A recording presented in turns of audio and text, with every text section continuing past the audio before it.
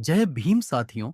भारत की न्याय व्यवस्था में एक नया अध्याय लिखा जा रहा है, जहां समानता, न्याय और संविधान की भावना हर कोर्ट की दीवारों पर जीवंत हो उठेगी। कल्पना कीजिए दोस्तों, उस पल को जब देश के प्रधान न्यायाधीश, जिन्हें हम प्यार से अंबेडकरवादी सीजेआई कहते हैं, न्यायमूर्ति बी आर गवई, अपने हाथों से बाबा साहेब भीमराव अंबेडकर की भव्य मूर्ति का अनावरण करते हैं। यह दृश्य महाराष्ट्र के रत्नागिरी जिले के मंडनगढ़ तालुका में स्थित एक नवनिर्मित न्यायालय भवन में घटित हुआ, जहां हवा में उत्साह की लहर दौड़ रही थी। आसपास के लोग, जिनमें स्थानीय निवासी, वकील, न्यायिक अधिकारी और आम नागरिक शामिल थे, सभी की आंखों में एक गहरा भावुकता का समंदर उमड़ रहा था।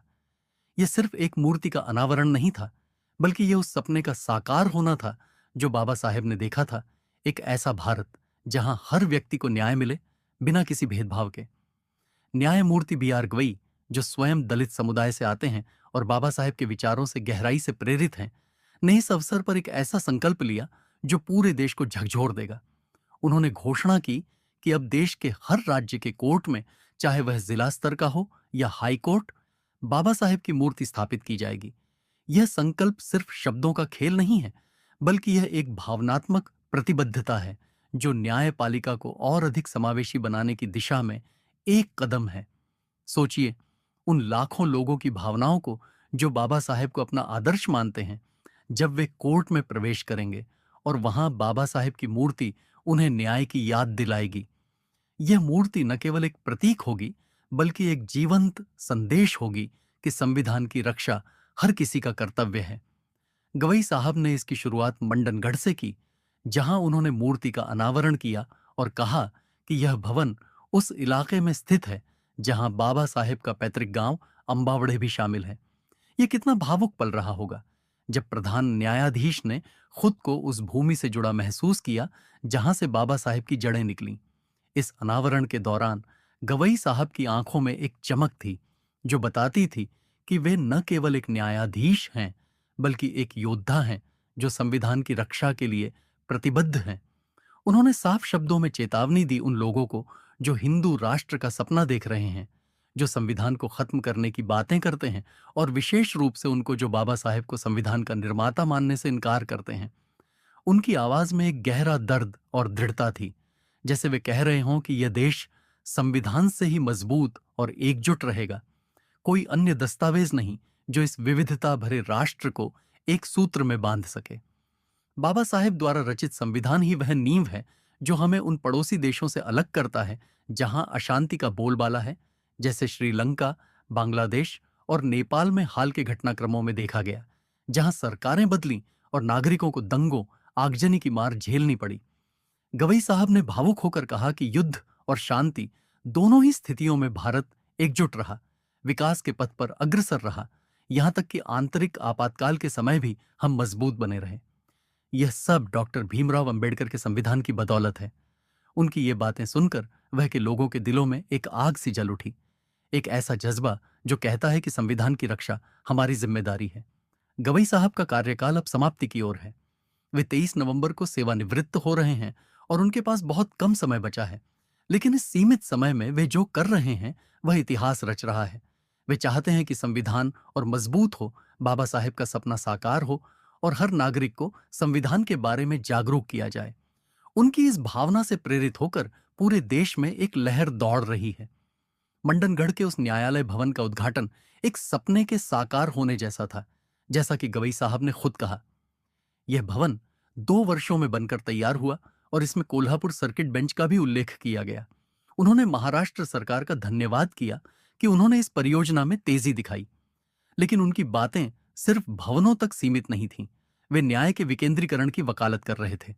सोचिए, हमारे देश में पहले सब कुछ केंद्रित था। एक ही सुप्रीम कोर्ट दिल्ली में, एक ही एम्स, एक ही अंतर्राष्ट्रीय हवाई अड्डा। लेकिन अब समय है विकेंद्रीकरण का, जहां सुप्रीम कोर्ट की बेंच विभिन्न राज्यों में खुले ताकि न्याय हर दरवाजे तक पहुंचे। गवई साहब ने कहा कि पिछले 22 वर्षों में एक न्यायाधीश के रूप में उन्होंने न्याय के विकेंद्रीकरण के लिए आवाज उठाई है और अब इसे देखकर उन्हें संतोष मिल रहा है। नासिक, नागपुर, कोल्हापुर, दारियापुर जैसे स्थानों में नए न्यायालय भवनों का उद्घाटन हुआ और उनकी गुणवत्ता पर उन्हें गर्व है। ये सब सुनकर दिल में एक गहरा भाव जागता है कि न्यायपालिका और कार्यपालिका की शक्तियां अलग अलग रहनी चाहिए, जैसा कि संविधान के अनुच्छेद 50 में उल्लेखित है। सरकार कोर्ट बनने की कोशिश न करे और न्यायालय सरकार बनने की। गवई साहब ने कार्यपालिका से सहयोग की बात की, क्योंकि न्याय सुनिश्चित करने के लिए दोनों को मिलकर काम करना होता है। उनकी ये बातें न केवल प्रेरणादायक हैं, बल्कि एक चेतावनी भी है उन ताकतों को जो संविधान को कमजोर करने की साजिश रच रही हैं। बाबा साहेब की मूर्ति हर कोर्ट में स्थापित करने का उनका आह्वान पूरे देश के लिए गर्व का विषय है, लेकिन साथ ही यह दुखद है कि अभी भी कुछ जगहों पर यह सपना अधूरा है। उदाहरण के लिए मध्य प्रदेश के ग्वालियर हाई कोर्ट में बाबा साहेब की मूर्ति अभी तक नहीं लगी है। ये कितना पीड़ादायक है कि जहां एक ओर देश का प्रधान न्यायाधीश इस दिशा में प्रयासरत है, वहीं कुछ स्थानों पर उदासीनता बरती जा रही है। और इससे भी ज्यादा दुखद है एक वकील अनिल मिश्रा का व्यवहार, जो लगातार बाबा साहेब पर टिप्पणियां कर रहा है, उन्हें गालियां दे रहा है, उसके खिलाफ कई मामले दर्ज हैं, लेकिन अभी तक कोई गिरफ्तारी नहीं। ये कितना न्यायपूर्ण लगता है जब बाबा साहेब जैसे महान व्यक्तित्व का अपमान हो रहा हो और न्याय व्यवस्था चुप हो। दूसरी ओर उत्तर प्रदेश से एक ऐसी खबर आई है जो दिल को छू जाती है और सोचने पर मजबूर कर देती है। गाजीपुर पुलिस ने एक नाबालिग बालक को औपचारिक हिरासत में लिया, जिसने बाबा साहेब के पोस्टर को विकृत किया था। यह बालक 18 वर्ष से कम उम्र का था और पुलिस ने तुरंत कार्रवाई की। यह घटना साहसपुर थाने की है, जहां पुलिस ने पोस्टर के अनादर के आरोप में उसे अभिरक्षा में लिया। यह कितना भावुक करने वाला है कि एक तरफ एक बच्चे पर भी कानून लागू हो रहा है क्योंकि उसने बाबा साहेब का अपमान किया, और दूसरी तरफ वयस्क लोग जैसे अनिल मिश्रा दिन रात जहर उगल रहे हैं, बाबा साहेब को संविधान निर्माता मानने से इनकार कर रहे हैं, यहाँ तक कि उन्हें देशद्रोही कह रहे हैं। मध्य प्रदेश पुलिस क्या कर रही है? ग्वालियर पुलिस को गाजीपुर पुलिस से सीख लेनी चाहिए। अगर एक बच्चे पर कार्रवाई हो सकती है, हालांकि उसे समझा बुझाकर छोड़ा भी जा सकता था, तो फिर उन लोगों पर क्यों नहीं जो लगातार मूर्तियां तोड़ रहे हैं, अपमान कर रहे हैं? यह सवाल पूरे देश की न्याय व्यवस्था पर खड़ा होता है। मध्य प्रदेश पुलिस को अपना दायरा बढ़ाना चाहिए, क्योंकि बाबा साहेब का अपमान किसी भी रूप में अस्वीकार्य है।